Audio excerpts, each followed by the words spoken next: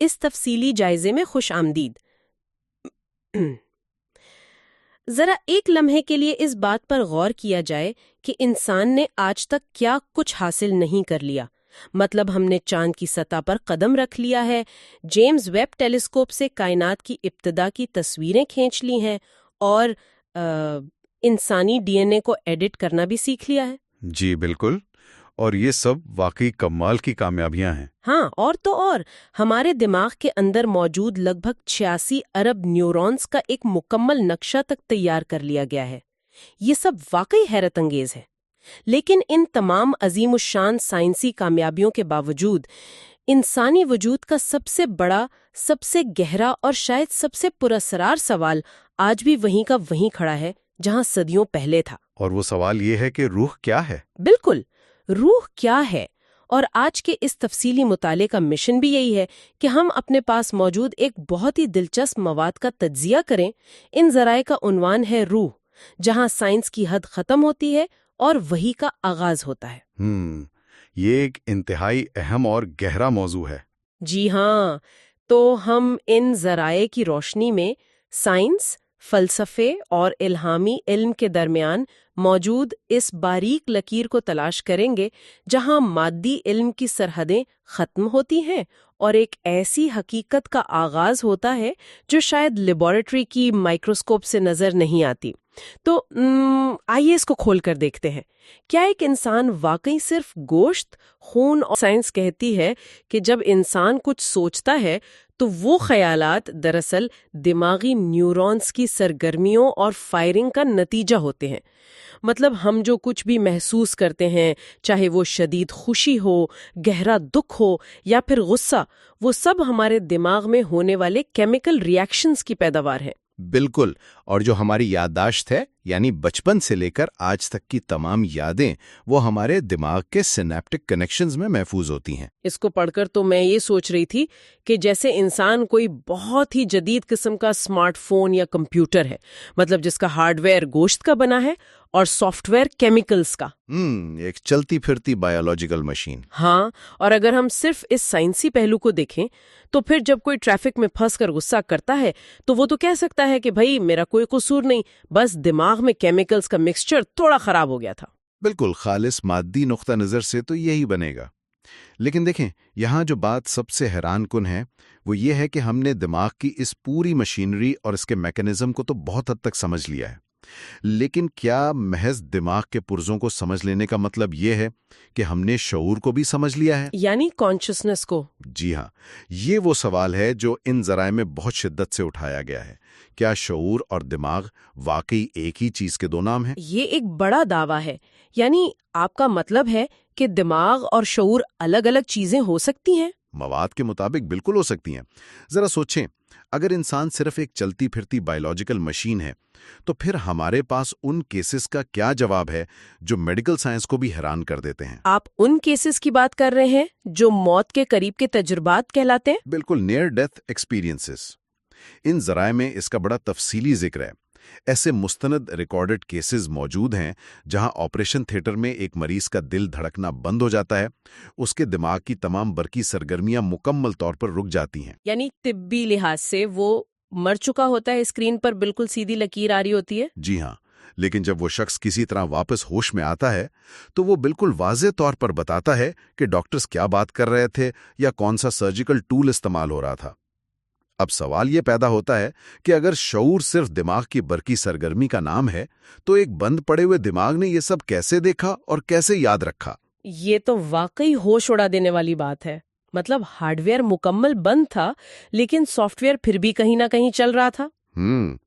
اور صرف یہی نہیں، ذرائع میں ایسے کیسز بھی بتائے گئے ہیں جہاں حادثے یا بیماری کی وجہ سے کسی شخص کے دماغ کا ایک بڑا حصہ تباہ ہو گیا، لیکن حیرت انگیز طور پر اس شخص کی بنیادی شخصیت، اس کا مزاج برقرار رہا۔ اچھا، یعنی اگر انسان کی شخصیت صرف نیورونز میں قید ایک ڈیٹا فائل ہوتی تو دماغ کے اس حصے کے کٹ جانے سے وہ شخصیت بھی ڈیلیٹ ہو جانی چاہیے تھی؟ بالکل ایسا ہی ہونا چاہیے تھا، لیکن ایسا ہوتا نہیں ہے۔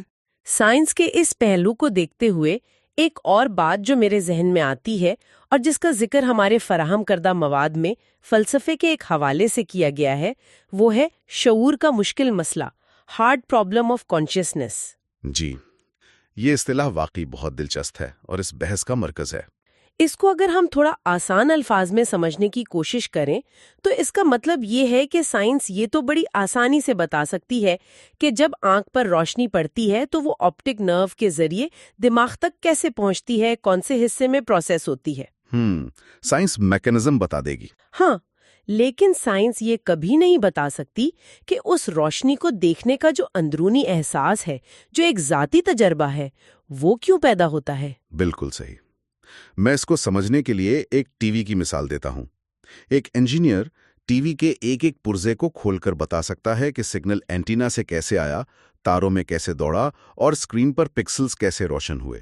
ہاں، وہ تو سب میکانزم ہے، سائنس ہے۔ جی، لیکن وہ انجینئر ٹی وی کے اندر کے پرزوں میں اس شخص کو تلاش نہیں کر سکتا جو اسکرین کے سامنے بیٹھ کر اس فلم سے محظوظ ہو رہا ہے، جو رو رہا ہے یا ہنس رہا ہے۔ تجربہ اور احساس خالص مادی عمل کے نتیجے میں پیدا نہیں ہو سکتے۔ یہ بہت زبردست مثال ہے۔ ایک کیمرہ غروب آفتاب کی تصویر تو کھینچ سکتا ہے، لیکن وہ اس خوبصورتی کو محسوس کر کے حیران نہیں ہو سکتا۔ بالکل، کیمرے کے پاس لینز ہے، شعور نہیں ہے۔ تو اس سب کا مطلب کیا ہے؟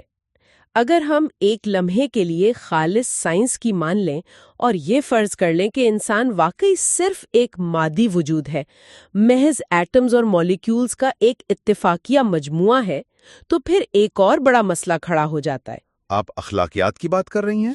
جی بالکل، ہمارے اندر کی اخلاقیات، یہ اصول، یہ نیکی اور بدی کا تصور اور یہ ضمیر آخر کہاں سے آ گئے؟ یہ اس بحث کا سب سے مضبوط اور فیصلہ کن موڑ ہے جو ان ذرائع میں پیش کیا گیا ہے۔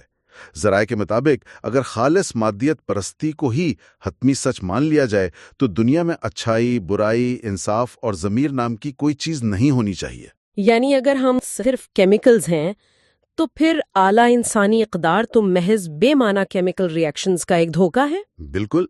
ارتقائی نقطہ نظر سے کسی بھی مادی وجود کا واحد مقصد صرف اپنی بقا اور اپنی نسل کو آگے بڑھانا ہوتا ہے۔ اسے بایولوجیکل سروائیول کہتے ہیں۔ لیکن ایک منٹ ذرا اس پر بحث کرتے ہیں۔ اگر کوئی ارتقائی سائنسدان، مثلاً کوئی ماہر حیاتیات، یہ کہے کہ بھئی کسی ڈوبتے ہوئے اجنبی کو بچانا بھی تو دراصل ایک ارتقائی عمل ہی ہے، یعنی ایک ریوڑ یا سوسائٹی کو بچانے کی جبلت تاکہ معاشرہ زندہ رہے، تو پھر ان ذرائع میں اس بات کا کیا جواب دیا گیا ہے؟ یہ ایک بہت زبردست سوال ہے اور ہمارے پاس موجود مواد بالکل اسی جوابی دلیل کو مخاطب کرتا ہے۔ مصنف کا استدلال یہ ہے کہ ریوڑ کی جبلت انسان کو اپنے قریبی رشتہ داروں یا پھر اپنے قبیلے کی حد تک تو قربانی دینے پر اکسا سکتی ہے تاکہ اس کے اپنے جینز آگے بڑھیں۔ جینیاتی فائدہ۔ جی، لیکن جب ایک انسان کسی بالکل اجنبی شخص یا حتیٰ کہ کسی جانور کی جان بچانے کے لیے اپنی جان خطرے میں ڈالتا ہے تو وہاں جبلت خاموش ہو جاتی ہے۔ اس عمل میں اس کا کوئی ذاتی، مادی یا جینیاتی فائدہ نہیں ہے۔ یعنی اگر وہ صرف ایک مادی ڈھانچہ ہوتا تو اس کا دماغ اسے فوراً کیلکولیٹ کر کے روک دیتا کہ اس عمل میں موت کا خطرہ ہے اور بدلے میں کوئی ریوارڈ نہیں ہے۔ بالکل، لیکن انسان پھر بھی ایسا کرتا ہے، کیوں؟ اس سے ایک اہم سوال پیدا ہوتا ہے۔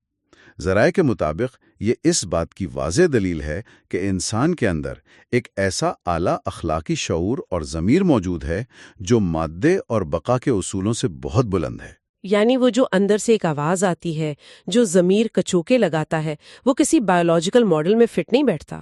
یہ واقعی سوچنے کی بات ہے۔ اور یہاں آ کر بات واقعی بہت دلچسپ ہو جاتی ہے کیونکہ ہمارے ذرائع اس مقام پر مادی دنیا کی لیبارٹری سے نکل کر ایک بالکل مختلف زاویے کی طرف رہنمائی کرتے ہیں۔ جی، اب ہم وحی اور الہامی علم کے دائرے میں داخل ہو رہے ہیں۔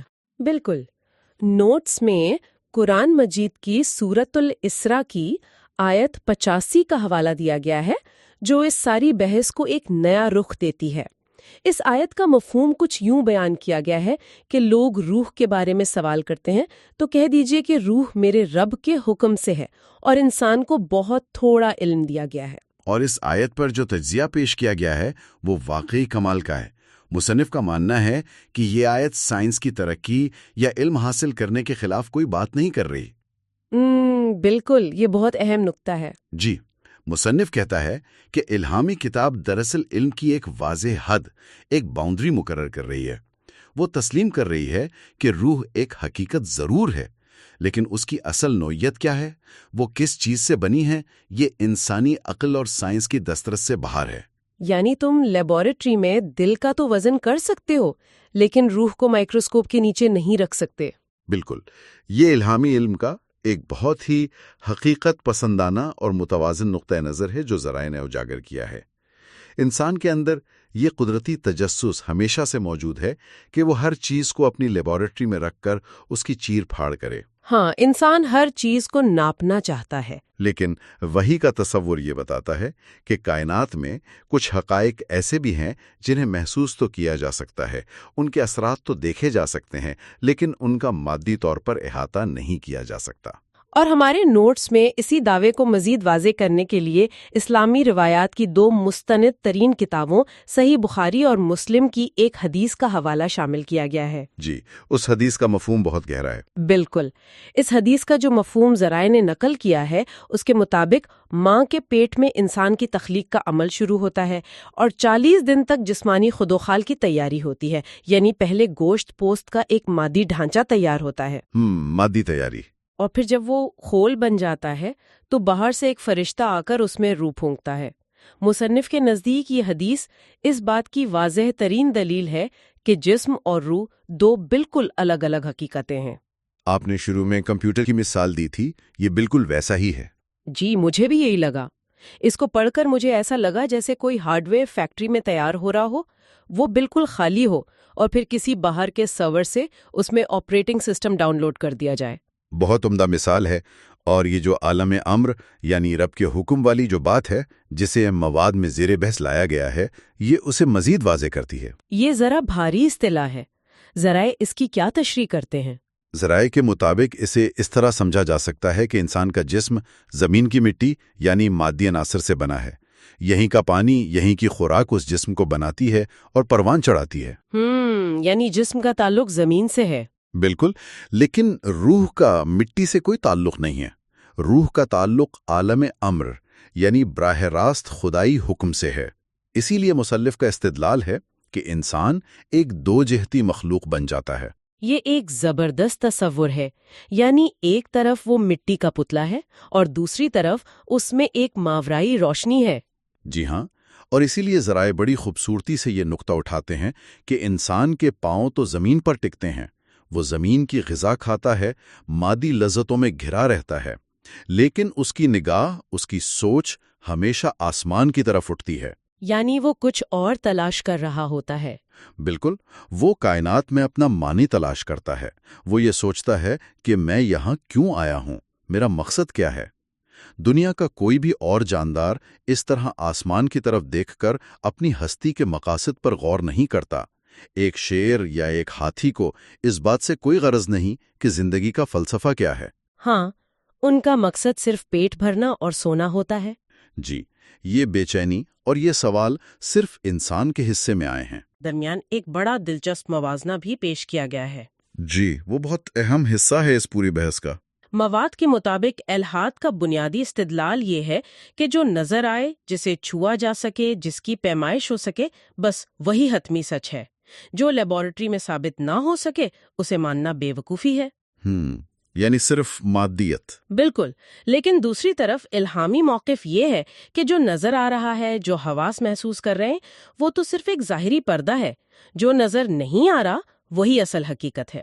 یعنی ایمان کوئی ایسی چیز نہیں کہ انسان آنکھیں بند کر کے بس رٹا لگا لے۔ مصنف کا کہنا ہے کہ ایمان دراصل اپنے علم کی حدود کو پہچاننے کا نام ہے۔ یعنی یہ ماننے کا نام ہے کہ ایک مائکروسکوپ کائنات کی ہر حقیقت کو نہیں دیکھ سکتی۔ بالکل۔ اور یہی وہ جگہ ہے جہاں یہ ذرائع ایک انتہائی شاندار خلاصہ پیش کرتے ہیں۔ یہ خلاصہ سائنس اور الہامی علم کے تصادم کو بالکل ختم کر دیتا ہے۔ مصنف کی دلیل یہ ہے کہ سائنس اور وحی کا آپس میں کوئی جھگڑا نہیں ہے، بلکہ ان دونوں کے دائرہ کار الگ الگ ہیں۔ وہ کیسے؟